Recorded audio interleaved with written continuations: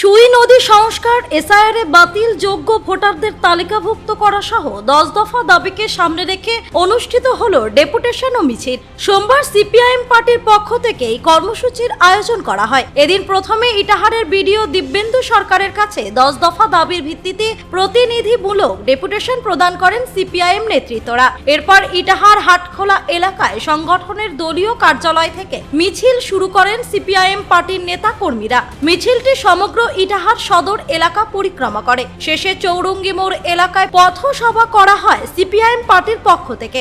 এদিন পথসভা থেকে বক্তব্য রাখতে গিয়ে একাধিক ইস্যুকে সামনে রেখে কেন্দ্র ও রাজ্য সরকারকে আক্রমণ করে উপস্থিত নেতৃত্বরা। ছিলেন সংগঠনের ব্লক সম্পাদক অজয় চক্রবর্তী, জেলা যুব সম্পাদক আকবর আলী, নিখিল ভারত ছাত্র ফেডারেশনের জেলা সম্পাদক মোহাম্মদ আসাদুল্লাহ, মহিলা ব্লক সম্পাদিকা মুক্তি হীরা, ভারত সরকার, অমল রাজভর সহ অন্যান্যরা।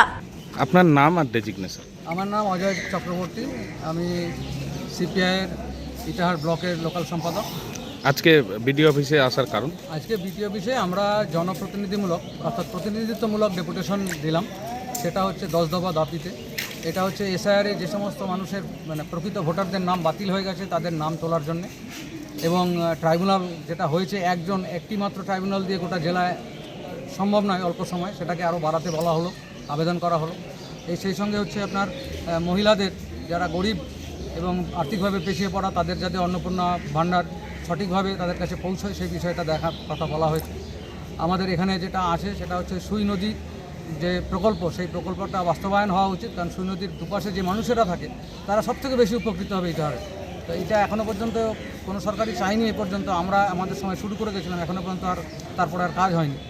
তাছাড়া এখানে যেটা আছে স্থানীয় কিছু সমস্যা আছে, যেমন ইটাহারে আপনার যে ডাম্পিং গ্রাউন্ড একটা প্রয়োজন আবর্জনা ফেলার জন্য, ইটাহারে একটা সাংস্কৃতিক মঞ্চ প্রয়োজন, এবং আমরা পার্কের আবেদনও একটা রাখলাম।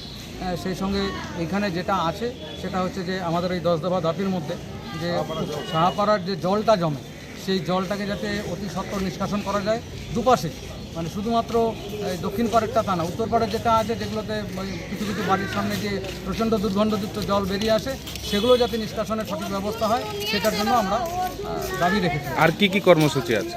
কর্মসূচি এখন আছে, এখন আমাদের আবার মিছিল আছে ইটাহার পরিক্রমা, তারপরে চৌরাস্তায় একটি পথসভা আছে। ইটাহার থেকে দিবাকর মজুমদারের রিপোর্ট, কুলিক নিউজ।